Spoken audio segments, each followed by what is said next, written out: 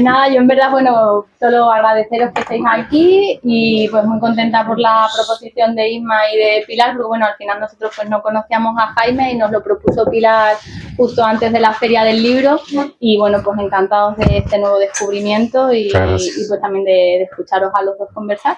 Vale, y muchas gracias a todas por estar aquí. Muchísimas gracias. Muchísimas gracias a todas, muchísimas gracias a las personas que llevan una librería. Vamos a ver, que unas personas lleven una librería en el siglo XXI, sois los héroes de la resistencia, de la revolución y los adalides de todo. Entonces, muchísimas gracias por seguir llevándola. Sí. Y a Marisol, que la traspasó hoy, pues esta una vez fue mi casa y ahora sigue siendo, aunque venga menos, pero sigue siendo mi casa. Muchísimas gracias a todas. Ahora sí que no hay problema de género, es verdad, lo de los clubes de lectura y el público lector. Así que yo también me quito el sombrero con los clubes de lectura. Yo que lo he dicho siempre, que gente se reúna para leer es sospechoso siempre. Entonces, yo me quito el sombrero y son sobre todo mujeres. Hay siempre algún hombre, algún rezagado, pero son sobre todo mujeres. Y eso también significa algo. Significa un hambre que a lo mejor nos llevamos sin satisfacer mucho tiempo, un hambre de leer, de saber, de conocer, de cambiar. Así que muchísimas gracias por estar aquí esta tarde de viernes. Por algo son las mayores compradoras de libros también. También, y las mayores lectoras también. Exactamente. Así que, y muchas gracias a Jaime, por favor, que viene desde Uruguay. Muchas gracias a Isma y a Miguel por traerlo desde Zafra. Y yo lo voy a presentar brevemente. Tenéis aquí su biografía, es una persona impresionante. Es una pena que aquí conozcamos tan poco a veces de lo que se hace al otro lado. Y tenéis aquí, voy a leer alguna cosa importante y luego le presento un poquito. Nació en Uruguay, es periodista, es escritor, es caricaturista, va a exponer ahora en Santiago de Compostela sus caricaturas, es licenciado en Comunicación Social, también ejerció la docencia en la Universidad Católica de Uruguay, fue asesor de temas culturales en la Universidad ORT de Uruguay, es un prestigioso periodista de radio y televisión y desde 2001 presenta el programa Sábado Sarandi, que es una referencia obligada para la cultura, la literatura y el arte en el Río de la Plata. También conduce o guía o lleva el informativo central Telenoche en Canal 4, que es uno de los noticieros más seguidos del país. Por si fuera poco, dirige el portal de cultura, gastronomía y viajes, delicatessen.ui y el podcast cultural La Tercera Orilla, en el que colabora Isma también. Ha sido reconocido con los premios más destacados en el periodismo y la comunicación de Uruguay. Ha cultivado la poesía, que eso yo no lo sabía, Jaime, que luego hablaremos de ello. Ha cultivado el ensayo, tiene un volumen de caricaturas en Planeta, pero muy especialmente la narrativa breve, como este libro del que vamos a hablar ahora. Ha publicado en Seis Barral, La terrible presión de la nada, En la larga noche y Sin red, y se acaba de incorporar al catálogo de Velasco Ediciones con Cambio de hora, que está un título que está inspirado en Millás, que con eso ya es pasaporte literario total. Entonces yo le voy a presentar muy brevemente, hablaremos, preguntaréis, así que estupendo. Mira, yo conocí a Jaime, no voy a leer, parece mucho, pero ya sabéis que es lo de la presbicia, ¿eh?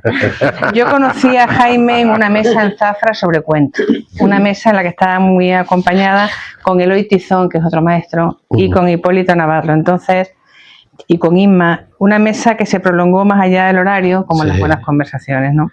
Pasamos bien, ¿eh? Lo pasamos muy bien, sí. Así que los cuentos nos unieron. Y bueno, así que cómo decir que no ha presentado un libro de cuentos. Si yo me dedico sobre todo a leerlos, a escribirlos y a enseñarlos a mis alumnos, y además es mi forma de expresión favorita. Yo creo que los cuentos están completamente infravalorados, ¿eh? A mí me parece que es un género que no es menor, que no es un subgénero. Me parece que es un género paradójico y extraño, porque es el género más antiguo del mundo, pero al mismo tiempo es el que tardó más tiempo en adquirir forma literaria. Todos nos han contado cuentos de pequeños, tenemos las medianoches, las fábulas griegas, tenemos Calila y Edimna, pero hasta el siglo XIX no tiene categoría literaria, que tarda muchísimos siglos, porque parece que el oral está siempre infravalorado, ¿no? Es muy difícil definir el cuento y también es muy difícil definir los cuentos de Jaime, no porque no sean canónicos, sino porque los cuentos siempre se escapan. Por eso a mí me gustan tanto. Los cuentos son como los buenos poemas. Brillan un instante y hay que atraparlo. Y si no se atrapa, no merece la pena seguir leyéndolo, ¿no? Y es lo que me ha pasado con los cuentos de Jaime. Hay muchas definiciones que a mí me gusta siempre contar en las presentaciones. Un cuento es una novela sin ripios. un rifle que permite, esa a mí la metáfora del rifle me gusta poco, pero bueno, es un rifle que permite afinar la puntería sobre objetos seleccionados, o uno de Azorín que es precioso, que es el cuento, es a la prosa lo que el soneto al verso, que me parece una maravilla, ¿no?, de definición. Los cuentos, como los de Jaime, son el arte de la precisión, de seleccionar, de eliminar justo lo superfluo, de contar solo lo estrictamente necesario y prescindir de lo demás. Y eso es muy, muy difícil, porque los escritores, una vez que cogemos la linde, como en mi pueblo se decía, cuando el tonto coge la linde se acaba. Pues los escritores, cuando cogemos la linde, es muy difícil cortar. Es decir, qué pena nos da eliminar material narrativo. Pero los cuentos hay que hacerlos porque si no, no son cuentos, ¿no? Porque los cuentos son la expresión de lo condensado y sobre todo los cuentos son el arte de callar a tiempo. Eso lo dice Andrés Newman. Qué bueno eso. Sí. Monterroso también, que es el maestro, Monterroso es el maestro de todos nosotros, dice que un buen cuento se parece a la vida y si la vida es triste, los cuentos tienen que ser tristes. Y hay tristeza en estos cuentos, pero porque también hay mucha vida. Y hay un espejo en el que mirarnos y contemplar los sueños incumplidos, porque los que se cumplen no se cuentan, se viven. Si escribir una novela es colocar ladrillos y escribir un cuento, construir cimientos, bueno, García Márquez dice vaciar en concreto, que es una expresión que a mí me gusta. En este libro tiene muchas cosas y muchos ladrillos que yo voy a tratar de resumir. Luis Landero dice que prefiere muy pocos temas o acaso un único tema. Dice que el único tema del que se puede hablar es la búsqueda desesperada de una vida plena y auténtica, ¿no? La promesa siempre pospuesta del amor, las vidas malogradas, la melancolía de lo soñado, pero no vivido. Y el contraste brutal entre la prosa de un mundo donde los ideales a veces tienen muy poca cabida, ¿no? Entonces en este libro hay mucho contraste entre realidad y deseo. Hay niños que juegan con soldados, pero eligen otro juguete. Hay hombres solos al estilo de los de Puig Monceau, Sergi Pamés, y hay canciones que vuelven del pasado para destrozar la idea de que se puede empezar de cero, como el cuento del piano, el del tango whisky, o la última canción que yo no sabía, porque es un libro donde se aprende también, del Festival de San Remo, que por edad todos nos acordaremos, si esto lo presentamos en un instituto no se acordaría nadie, donde Luigi Tenco, nos habla de Luigi Tenco, el cantante italiano que se quitó la vida después de no pasar a la final, que es un personaje real. Yo no me acordaba de él. Hay una cosa preciosa que escribe, que yo voy a compartir con vosotros, y ya me voy a callar muy pronto. Dice: los hombres como Luigi Tenco no mueren del todo. Su voz vibra en algún acorde perdido, en las letras que cantan aquellos que lo comprenden. Quizá en alguna parte alguien escucha su despedida y la convierte en un nuevo comienzo. Bueno, precioso. Hay también un elogio a la literatura, como no puede ser menos, como forma de vida, al libro como salvación, al libro que nos permite vivir todas las vidas, que eso sabéis muy bien vosotras, las vidas que queremos tener y no podemos, un canto a los libros, pero sobre todo al lector, en los dos primeros cuentos, que a mí me han gustado muchísimo, ¿no? Que es un juego entre la prosa y la poesía. O también nos habla del cuento como un río, que también aparece esa misma metáfora en el maravilloso cuento Un día de pesca. La metáfora del río en el que no te puedes bañar dos veces, pero sí recordar, que es una maravilla de cuento. Tiene un final redondo, me ha gustado muchísimo, no lo voy a leer porque tampoco... y luego también hay mucha metaliteratura, como aparece por ejemplo Cortázar, y también está el tema del tiempo, como no puede ser menos, ¿no? Como un cuento maravilloso del padre y del hijo, los muleteros, Es mulitero, es una muliteros, canción. Es una canción. Que yo no sabía lo que eran y ahora nos lo contarás tú, que es un cuento tan de Delibes, tan las ratas de Delibes, tan desgarrador, tan, no sé, tan conmovedor. También está el cuento de la abuela y la niña que es una vuelta de nuevo a la vida como el río, ¿no? Y son muy importantes los objetos como material narrativo, no solamente los pianos, las figuritas de plástico que cobran vida, por lo menos en la cabeza de un niño, porque un objeto, cualquier objeto, puede ser la excusa perfecta para trazar un argumento. Así que si escribir es decir y silenciar, si narrar es contar y ocultar, todo lo que nos cuenta Jaime, el lugar, el personaje y el acontecimiento, está reunido en ese detalle que luego se abre al final como una flor perfecta, ¿no? También hay humor, como no puede ser menos en un cuentista, pero teñido de crítica, como tampoco puede ser menos, como en el maravilloso cuento sobre el coyote y el correcaminos. ¿Por qué siempre tiene que ser el correcaminos, no? O en el cuento del idioma, que es precioso, Hay un cuento, me ha recordado mucho un cuento de Claro Obligado, pero es precioso. Dice: mientras compartían las bravas, Ramiro pensó que si el castellano fuera un plato, sería uno con 1000 sabores, algunos picantes, otros dulces y otros amargos como el mate, y cada uno le agregaría su condimento. Que en estos tiempos que corren últimamente, bueno, pues defender esta idea de que somos todos uno, estupendo, ¿no? Y luego hay también un cuento sobre corrupción y periodismo, sobre lo importante que es mirar, ¿no? Por ejemplo, nos cuenta en la página 123 una cosa que me ha parecido preciosa, ¿no? Porque entendió que a veces lo único que se necesita para enfrentarse a la corrupción es sentarse en una mesa, barajar, mirar a los ojos y preguntar, ¿no? Por ejemplo, Jorge, que es el protagonista de otro cuento, dice: un periodista no tiene otro camino que la verdad, por más oscura que sea. Entonces también se nota que es poeta, porque un narrador debe leer poesía, que eso lo he dicho yo siempre, para encontrar la palabra exacta, y para escoger la voz narrativa, y para instaurar el eje o el foco del cuento, porque escribir un relato no es más que organizar un mundo en la cabeza, ¿no? Si lo que da sentido a la ficción es la manera en que el escritor mira, pues Jaime nos cuenta las cosas comunes a las que estamos acostumbrados a ver y las convierte, pues eso, en literatura, ¿no?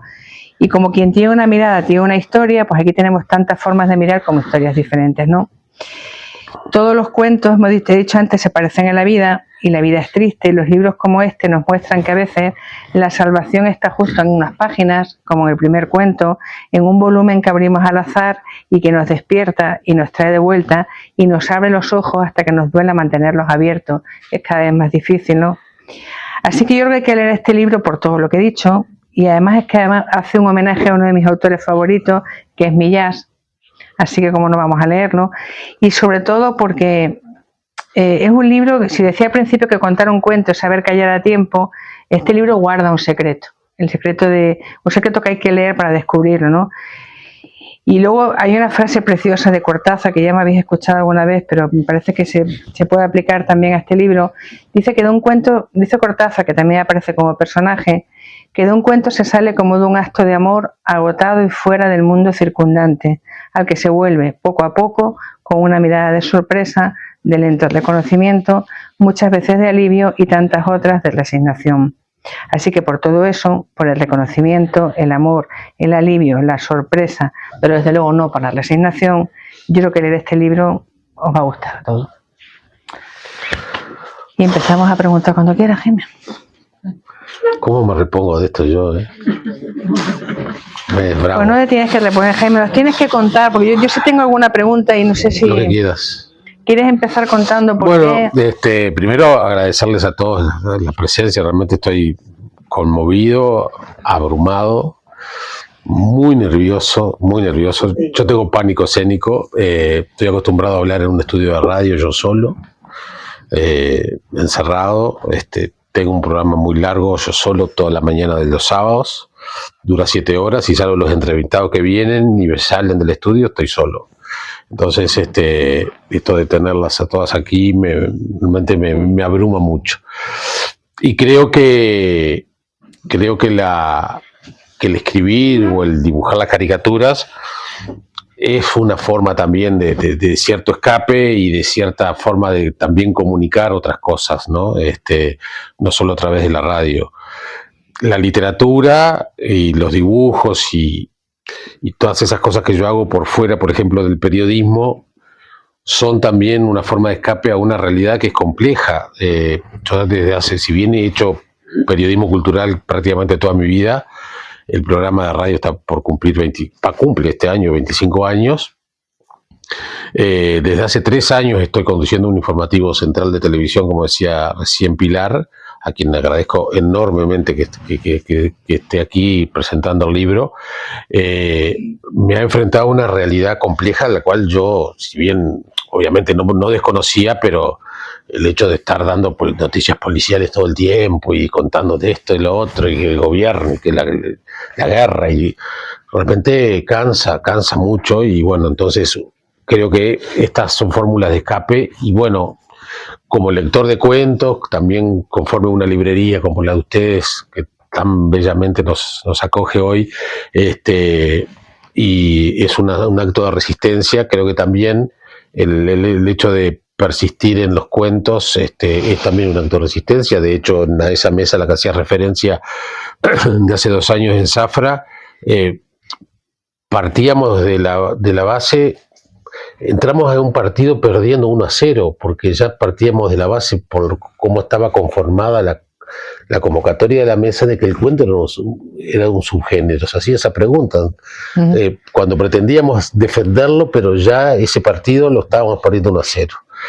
Creo que ganamos por goleada igual, porque si no nos hubiéramos extendido en el tiempo.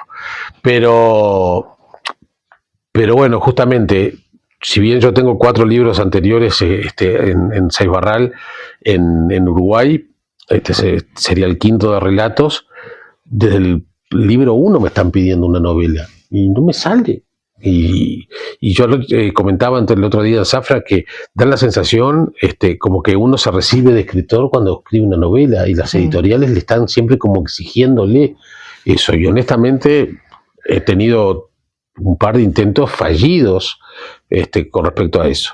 Por eso el escribir cuentos, y por eso me agrada enormemente que Pilar haya hecho sobre todo hincapié en eso. Simplemente para tomar algo de lo que has comentado, yo me he enfrentado y es un conflicto permanente. Agradezco que digas que lo superfluo ha quedado atrás, pero el periodista muchas veces se impone al narrador. Le he provocado muchos dolores de cabeza al editor, a Velasco, que es el editor de Velasco Ediciones, una editorial de Asturias, porque también lo he muchas veces cargado de información, y el libro tiene mucha información. Cuando yo hago un cuento sobre una canción, pongo una nota al pie de cuál es la canción, para que además puedan escucharla, porque además muchas de ellas son canciones, muchas. Hay un tango que es poco conocido en el Río de la Plata, no es de los tangos más conocidos, y hay esa canción del Mulitero, que ahora podemos hablar de eso. Es una canción del folclore rural uruguayo de los años 60, entonces hoy es muy fácil poder googlear y escucharla. Entonces, para mí toda esa información es muy importante. El cuento vinculado a Luigi Tenco también tiene una cantidad de información para enmarcar lo que era el Festival de San Remo en una época de cuando yo era niño o anterior todavía. Pero para mí eso es importante para que el lector se sienta por lo menos cómodo, no para excluir ni para aburrir con datos, sino para que, al revés, pretenden ser almohadones para que se sientan confortables y no se sientan perdidos. Al menos así es como trato de encarar el periodismo, pero también no me puedo apartar, y eso no ha sido fácil, de que esto es un libro de literatura y no es una crónica periodística. Entonces eso es lo que he tratado de llevar adelante. Y bueno, y los cuentos forman parte de determinados circunstancias o estados de ánimo o ganas de contar cosas. Yo suelo tomar ideas escuchando radio, escucho mucha radio, salgo a caminar escuchando podcast, escuchando cosas, y entonces ahí me surge una idea. Yo qué sé, cuando yo me enteré, escuchando a un periodista de Radio 3, que además es un muy buen amigo, Dimitri Papanikas, contando que Luigi Tenco se había suicidado, dije, bueno, ¿por qué? ¿Por qué se suicidó? Entonces ahí me metí en la historia de Luigi Tenco y ahí nació el cuento. No sé, una frase, una circunstancia lo más fortuita te puede llevar a crear un personaje. O por ejemplo, yo escucho mucho a Millás en su programa de radio, sé que él es un obsesivo de las horas, de los horarios, bueno, su último libro tiene que ver con la creación de un otro Millás, entonces yo también tomo esa anécdota para escribir un cuento, que es el del cambio de hora, que da título al libro. En fin, son muy variados. Las metáforas literarias, bueno, también como lector, tratar de encontrar metáforas en la gastronomía, por ejemplo, o en el río, o en distintas circunstancias que hacen a la vida de las personas. Y bueno, pretendo de esa manera generar relatos los más distintos posibles. El humor, se dice que los uruguayos somos grises y tristes. Hay personajes como Netti no nos han ayudado mucho, o al revés, han fortalecido a esa idea. Entonces, bueno, igual, con todas sus cosas, Onetti era un tipo que tenía mucho humor, ácido, a veces incomprendido, absurdo, pero bueno, me parece que creo que es necesario, nos ayuda a salir adelante y a respirar un poco el humor, entonces por eso me parece que es importante que esté. Y lo que sí me atreví, y es diferente a los libros anteriores, es que he tratado de imaginar un tiempo futuro. Entonces hay algún cuento también que transcurre en el futuro y que me resultó interesante, inquietante y me dio una libertad que no conocía. En general, cuando uno, al menos a mí me ha pasado, no sé qué te pasa a ti, pero o uno escribe sobre uno, sobre sus circunstancias, como decía Ortega y Gasset, o determinados elementos de su relativamente conocidos o a mano. El hecho de pensar qué puede pasar en el 2140 te da una libertad que yo no conocía. Y la verdad que y no soy lector de ciencia ficción, no es un género que me resulte por lo menos atractivo, salvo los clásicos, pero y me resultó por lo menos desafiante. Pero bueno, conversemos. Se hablé demasiado. A mí me gustaría que nos contases, porque el libro está lleno de música. Tú dices que hay poco, pero está el tango del whisky. Está el whisky, está el Luisitenco, está el mulitero, está Balsiña, que es una canción de Chico Buarque y Vinicius de Moraes. Sí, hay mucha música, sí, hay mucha música. Si yo fuera extremadamente honesto, que a veces tiene sus peligros los sincericidios, diría que quizás recurro a canciones para escribir o para inventar historias porque no se me ocurren ideas. Es una opción probable. Pero también, y el hecho de estar siempre conversando con los actores en la radio, de teatro, a mí me gusta mucho el teatro y entrevisto a muchos actores de teatro, siempre me resultó interesante cómo los actores de teatro arman un personaje, leen la obra, se memorizan lo que sucede en la hora y media de la obra de teatro, pero también ellos mismos se van inventando la vida fuera de la obra para asumir que no sé, que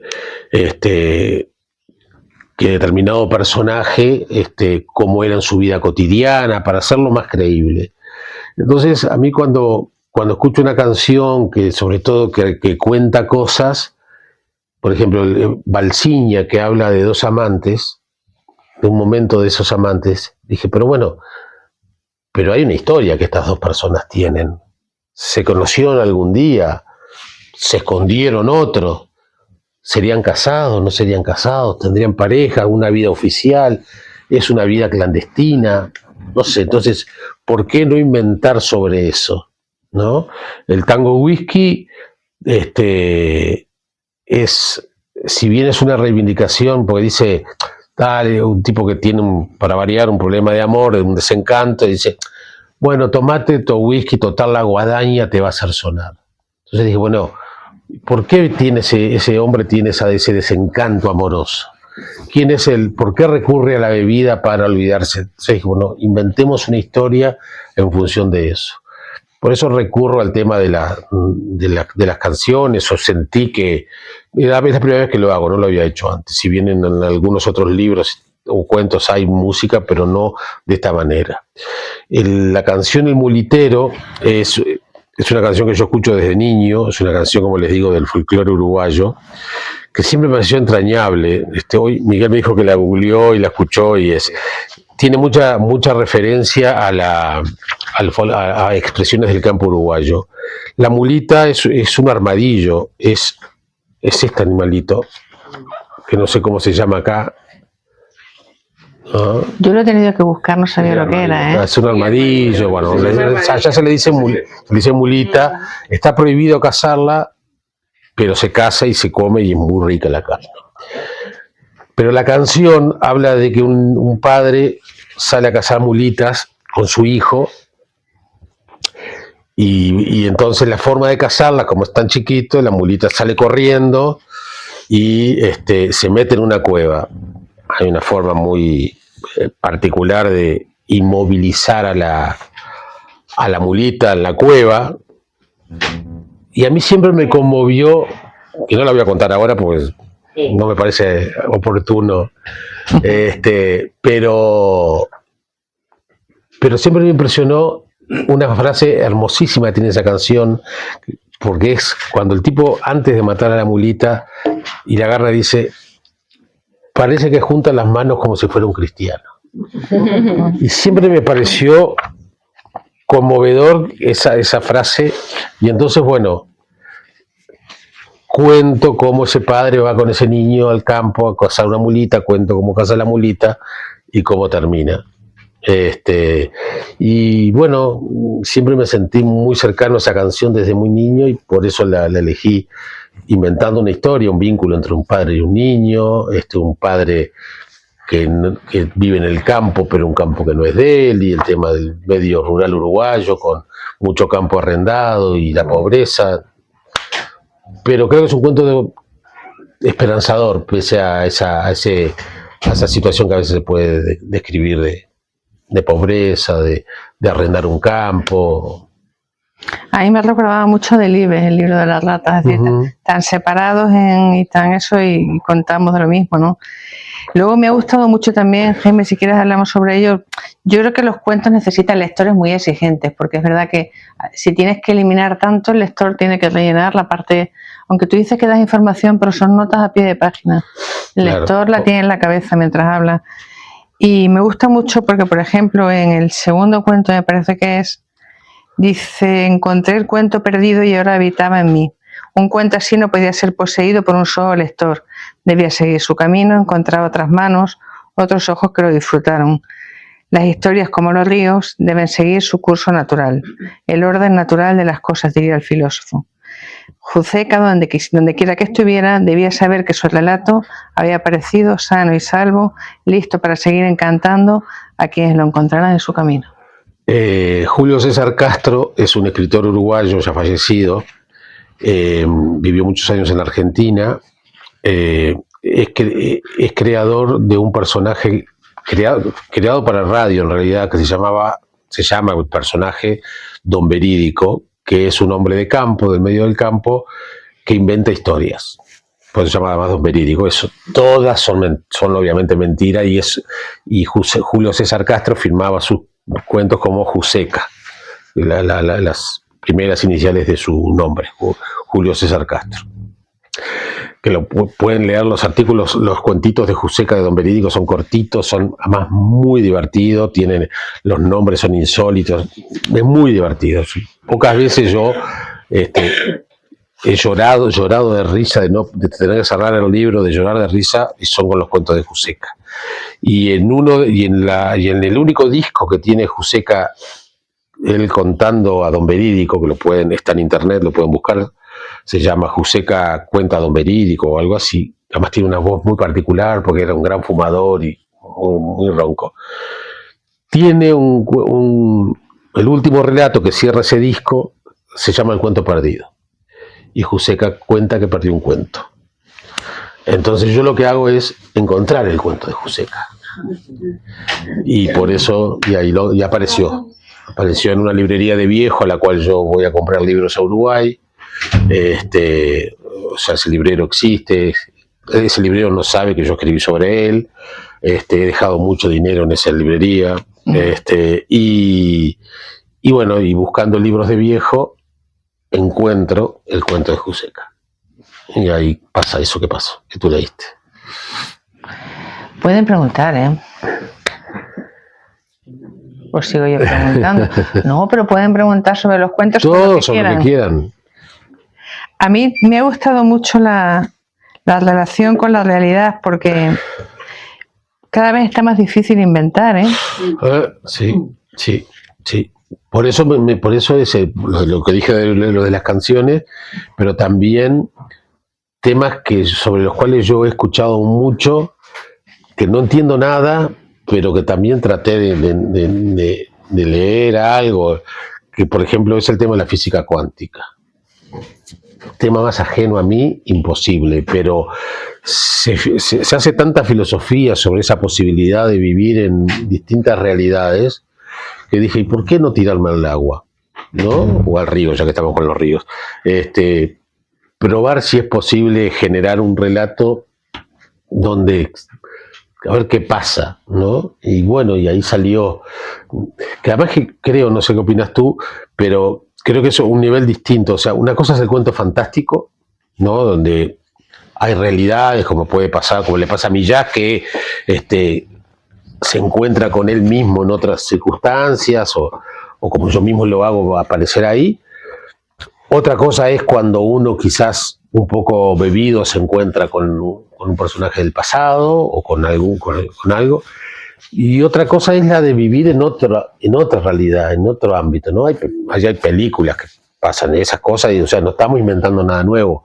Pero para mí sí era un mundo nuevo eso de buscar esa realidad o cómo cambiamos de plano cada uno de nosotros, ¿no? Hoy justo me vi enfrentado, y todavía no lo respondí, de la revista Que Leer, un cuestionario de estos cerrados, de preguntas muy concretas para respuestas muy concretas. ¿En qué lugar del cual no podrías salir nunca más te gustaría vivir? Era la pregunta. No lo sé, pues no la contesté. Pero me pareció interesante decir, bueno, es posible que yo hoy me traslade mi realidad a otro momento, otro tiempo. ¿Dónde me gustaría vivir? ¿En el año 3000 o en el 1950 cuando Uruguay ganó el campeonato del mundo? Que le ganamos a los brasileños en Maracaná. Ellos hicieron el estadio de Maracaná para festejar un mundial y perdieron 2-1 con Uruguay. Digo, ¿me gustaría vivir en ese momento? No lo sé. Entonces eso de vivir en otras realidades y en otro momento me parecía divertido. Y ahí hay un par de cuentitos que tienen que ver con eso. Como el discurso del siglo.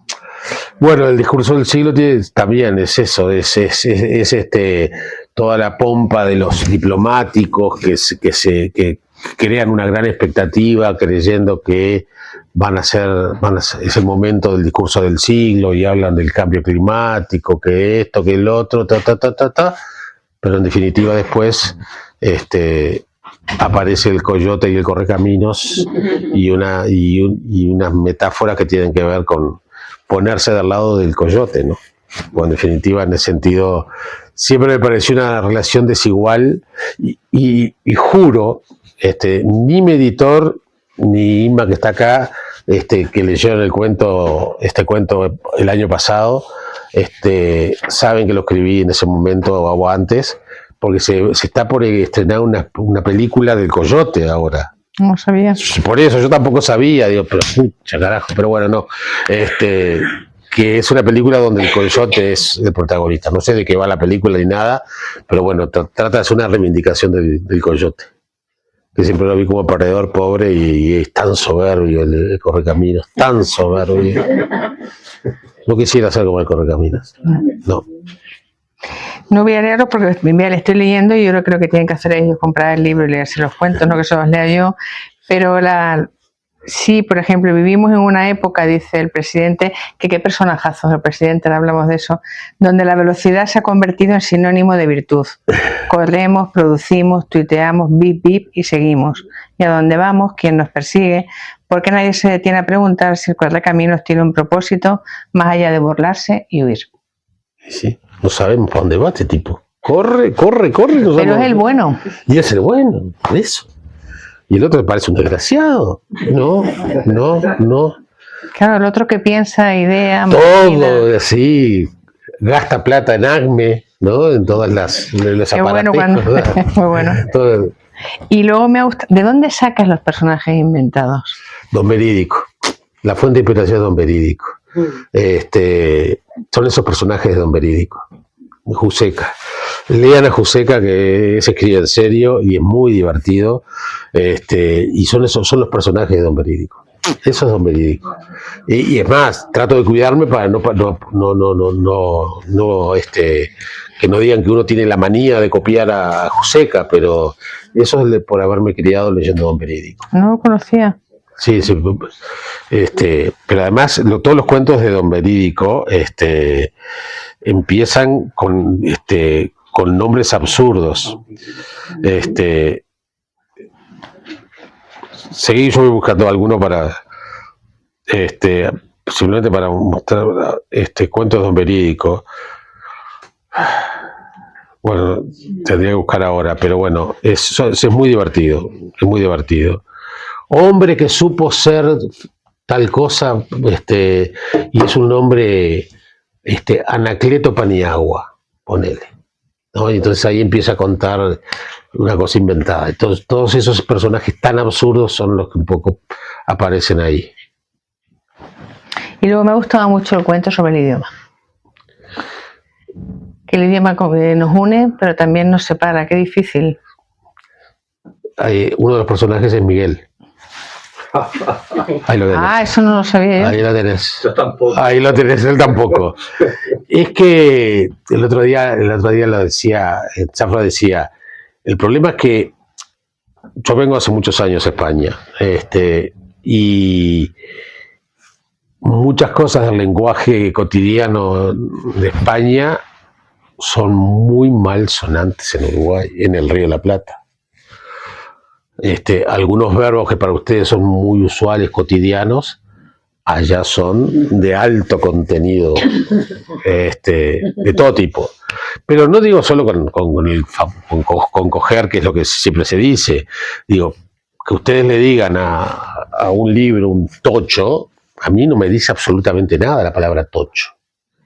¿Tá? Y entonces, yo hoy fui a una librería y le dije al librero, en Zafra, le digo, sí, estoy buscando un libro que es un tocho así, le digo. O sea, ya le incorporé. Entonces, lo que quería jugar, utilizándolo a él, que además también tiene todos los españolismos habidos y por haber, es justamente eso, en que yo vengo de una forma de hablar razonable, común, corriente en mi ámbito, y es el mismo idioma que nos emparenta, de lo cual estamos orgullosos, y la ñ y todo, pero sin embargo hay una distancia tan grande como la del océano. Entonces, cuando estamos hablando del mulitero, y hay muchas expresiones de ese cuento que hacen referencia al mundo rural uruguayo, seguramente más de uno de ustedes cuando lo lea se va a encontrar con que tiene que googlear, buscar en el diccionario o preguntarle a Alexa qué quiere decir tal palabra. Me pasa a mí cuando leo libros traducidos en el español de España. La palabra gilipollas, siempre pongo el mismo ejemplo, en el Río de la Plata no existe. No existe. Sin embargo, yo tengo que leer el 80% de los libros que llegan al Río de la Plata traducidos desde España, dicen gilipollas, ¿no? ¿Y un gilipollas allí cómo es? Sería un boludo, un pelotudo. ¿Ah? ¿Ves? La palabra pelotudo, allá, acá, cuando yo era niño, decir boludo o pelotudo era casi un insulto. Hoy, los jóvenes veinteañeros dicen boludo como ustedes pueden decir, es un tío. Este tío es así o asá. Ya ahora, boludo ya no es la mala palabra de mi infancia. A mí me cuesta, bueno, yo por supuesto que en la radio yo jamás en la vida digo boludo. Sin embargo, hoy va cualquier joven en la radio y está de moda porque creen que ser moderno es decir malas palabras o palabras malsonantes o putear al aire. Ustedes, por ejemplo, el culo no es una mala palabra, lo dicen casi que normalmente, sin embargo, por lo menos en los de mi generación, tiene una carga peyorativa que seguramente nuestros padres nos pegarían para decirnos no digas eso. Estaba mal dicho decir en una reunión culo. o mierda.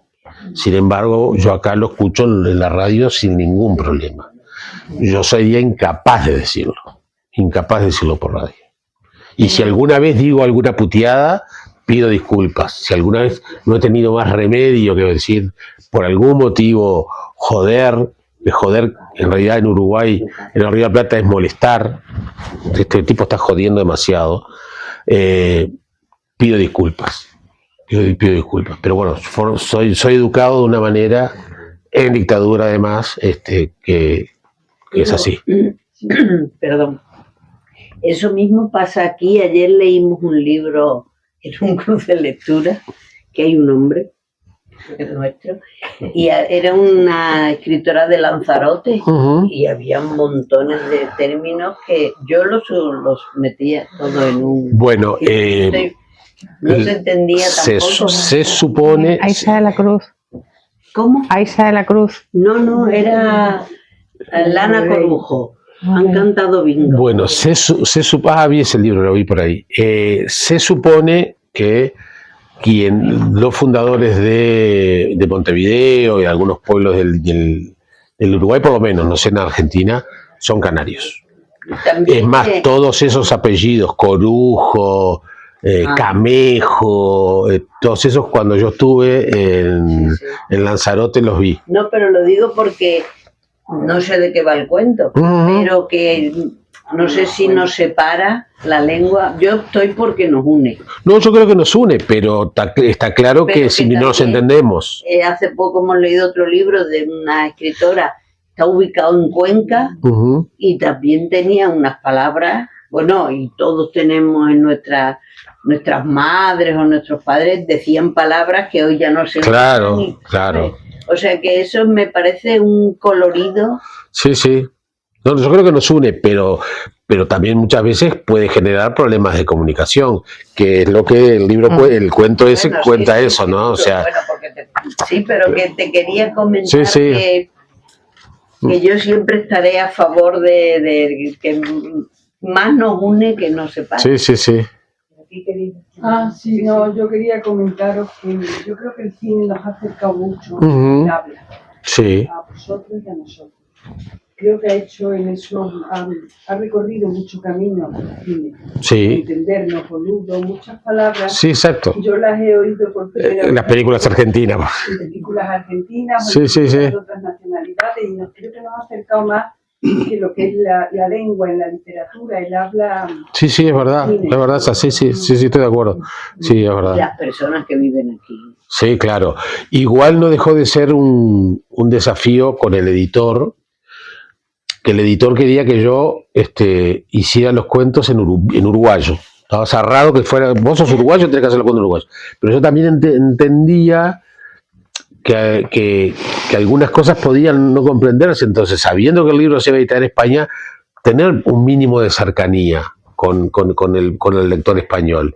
Claro que yo no puedo escribir WhatsApp con G, WhatsApp, como muchas veces está escribiendo ahora, pero bueno, hay una suerte de negociación para no hacerlo cerradamente uruguayo, ni tampoco falsear, porque yo no digo este tío, yo digo ese tipo, o ese hombre, pero entonces no narrar de una forma que yo no hablo ni escribo para contentar al público español, pero tampoco hacer una cosa tan cerrada que tampoco sea ininteligible. Una cosa, creo, intermedio. A mí siempre me llamó la atención, hablando de gilipollas y estas cuestiones, que cuando yo entrevisté a una de las traductoras de Harry Potter, hace muchos años, cuando recién salió, me llamó la atención. A mí el tema de la traducción es una cosa que me desvive, porque siempre pongo el mismo ejemplo. Yo adoro a Kundera, por ejemplo. Entonces yo cuando estoy leyendo a Kundera, ¿estoy leyendo a Kundera o estoy leyendo al traductor de Kundera? Yo no tengo claro. Yo no sé si Kundera escribe como el libro que a mí me conmovió, ¿no? Honestamente, pero más no estoy hablando ni mal de Kundera ni nada. Y es más, recién en los últimos tiempos el nombre del traductor está teniendo un poquito más de prestigio. Cuando nosotros éramos chicos no aparecía ni siquiera el traductor, con suerte aparecía en la portadilla traducción de fulano. pero recién ahora se está reivindicando la figura del traductor. Entonces, a lo que voy es que bueno, que me parece que también tiene que ver mucho con eso, cuando, por ejemplo, Harry Potter en sus primeras ediciones tenía un traductor al español de España, un traductor al español de México y un traductor de neutro, ¿no? Que no es para ningún lado, que es el famoso español neutro, que a mí tampoco no me dice, nunca entendí eso del español neutro. Pero bueno, ¿pero por qué? Para adecuar al mercado editorial de cada uno de los países. Obviamente México tiene millones y millones de habitantes, entonces obviamente justificaba hacer una traducción para México y toda esa zona. Traductor de España está clarísimo. Y bueno, y el resto, pero te digo, pero tenía 3 traductores a 3 españoles distintos. Siempre me impresionó eso. Sí, sí. Yo voy a hacerte la última pregunta, por si queréis seguir preguntando y no alargarnos mucho. Hemos hablado de los personajes de ficción, de cómo se te ocurren, pero los personajes que son reales o que parecen reales o que tú los presentas como reales, por ejemplo, el cuento Huida sin final, que no puede tener otro final que el que tú le pones, qué espanto de personaje. Sí. Y qué real. Sí, pero ese cuento es inventado. Es por eso lo que quería que nos contara. A mí no me gusta mucho, pero es por desconocimiento mío, porque no sé trabajar todavía eso, que es el tema de la autoficción. Entonces, lo más cerca que me ha acercado a este asunto es que aparezcan personajes que los cuales uno tiene más a mano. Creo que es, no sé si es Unamuno o Celaya, uno de estos, un autor español importante, decía, yo escribo de mí porque es el que tengo más a mano. Unamuno era. Unamuno. Bueno.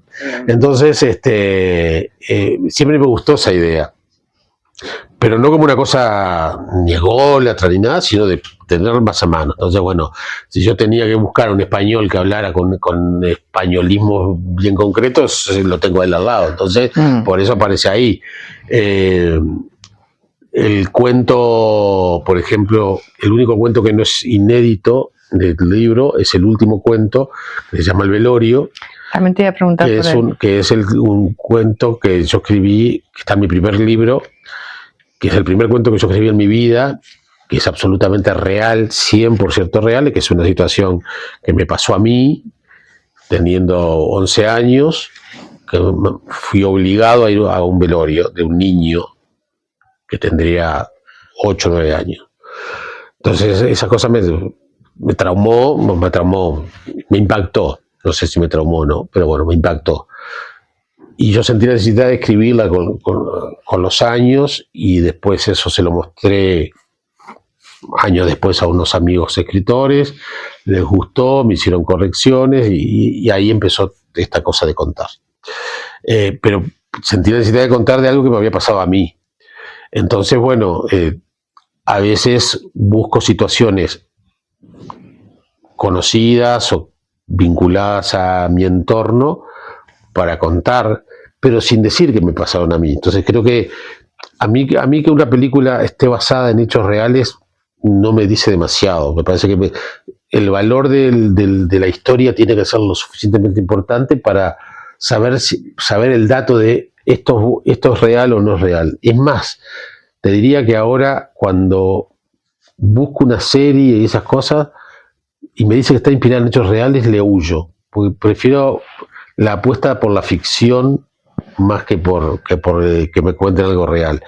Y entonces, bueno, yo te podría decir cuáles personajes o situaciones son absolutamente reales. Yo creo que no le aportan al lector, y más un lector que quizás ni me conoce o no conoce el pueblo en el que yo nací, de que hay muchas referencias a San José de Mayo, no sería relevante. Sí te puedo decir que el niño que robó el soldadito fui yo, es verdad, que me cruzo con el damnificado y no sabe que yo le robé el soldadito. No sé si algún día se lo diré. Me conmovió cuando presenté mi primer libro y conté lo del velorio, aparecía la tía del niño muerto y se acordaba perfectamente de la situación. Y hay alguno más, ahora no me acuerdo, pero creo que no es un dato relevante para el lector. Si se sostiene la historia tal cual, más allá de si fue verdad o mentira, bueno, me encanta que digas que es posible que un nazi se escondiera en San José. Sería capaz que se escondió alguno, yo no me enteré, pero me parece que la historia se sostiene que está así. Y después hay una cosa que seguramente compartimos, que veníamos conversando con Inma en el auto recién, que es cuando la situación de Mahoma es exacto, sucedió tal cual. Es que vas por un lado, que es lo que decía Piglia, ¿no? De las dos historias, los dos, ¿no? Que por un lado el cuento va por un lado, cuenta una cosa, pero hay otra historia que está casi que paralela o en algún momento se cruza. Eso también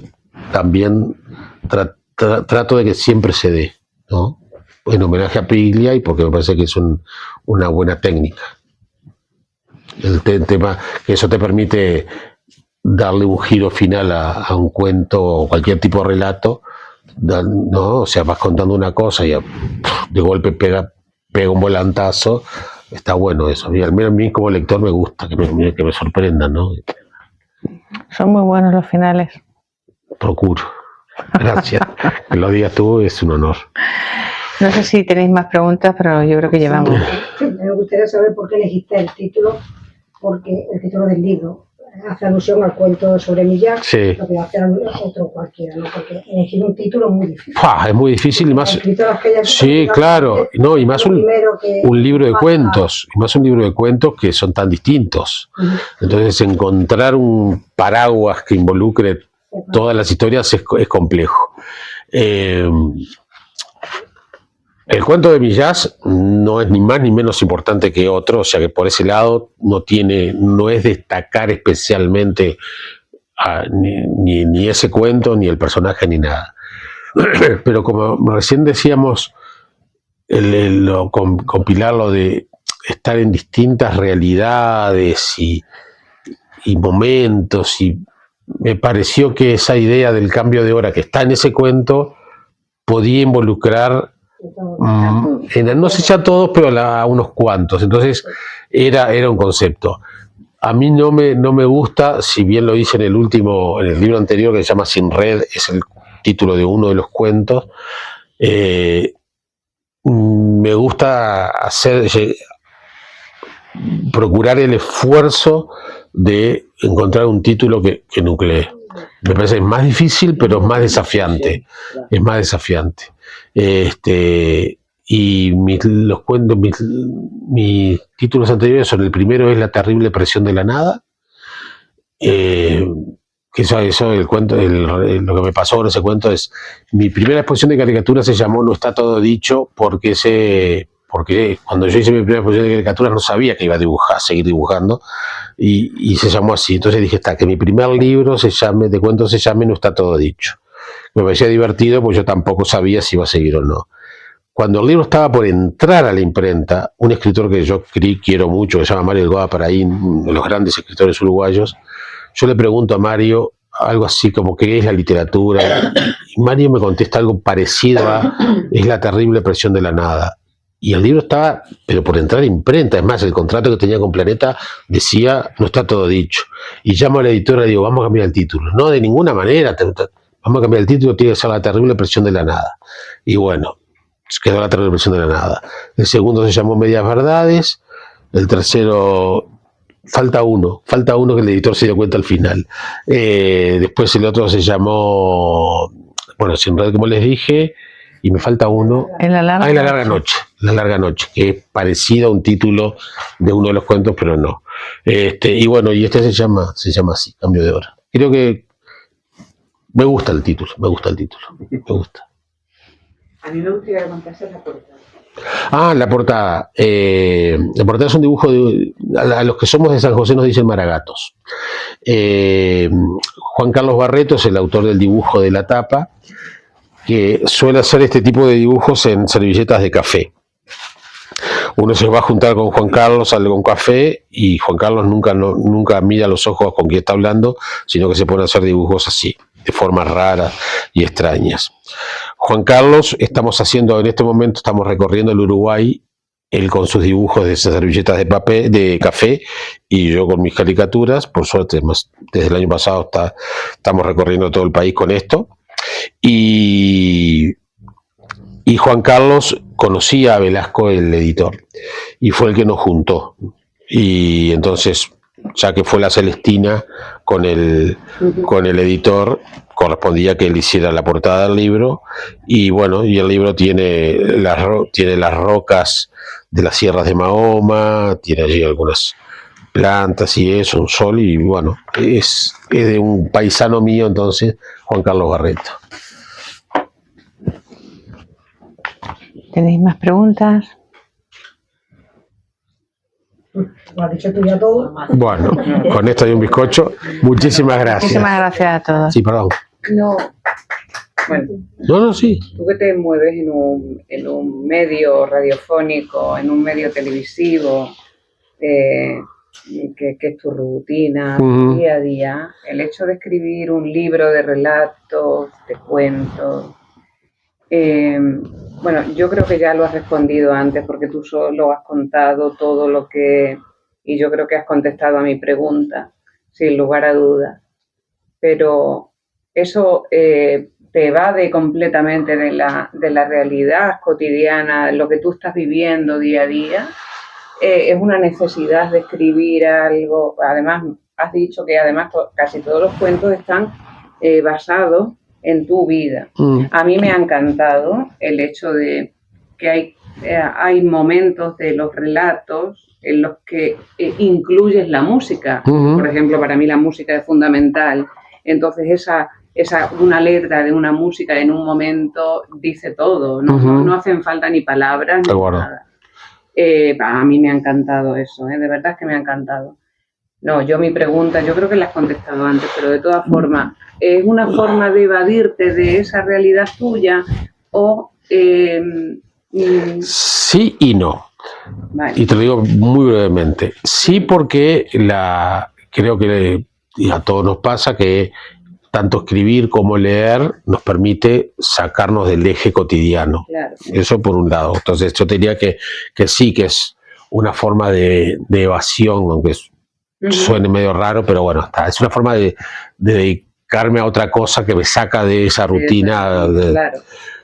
Pero también te digo que no, porque también en varios de los cuentos, quizás los que son un poquito más negros o más oscuros, se hace referencia concreta a, por ejemplo, que determinado barrio, que da la casualidad que el que yo vivo, es el que mayor índice de robos hay, por ejemplo. O sea, también hay muchos datos, hay algunos, no muchos, hay algunos datos donde la realidad está presente, cuando se habla de determinado barrio de Montevideo o de determinada realidad, o cuando quizás en un cuento que puede parecer muy absurdo habla de las Naciones Unidas y te habla de determinada postura un poco falsa de los diplomáticos, capaz eso tiene que ver mucho también con la realidad. O sea, también deslizo cosas que tienen que ver con uno y lo que uno piensa. Creo que tampoco ahí uno se puede evadir. Si está, muchas veces uno le pone a determinados personajes cosas de uno, claro, le hace decir cosas que uno capaz que no se animaría a decir en otro ámbito, claro. Pero no, yo creo que la realidad también está presente, sí. Bueno, muchísimas gracias a todos. Muchísimas gracias. Muchas gracias por venir. Muchas gracias. Me siento muy honrado.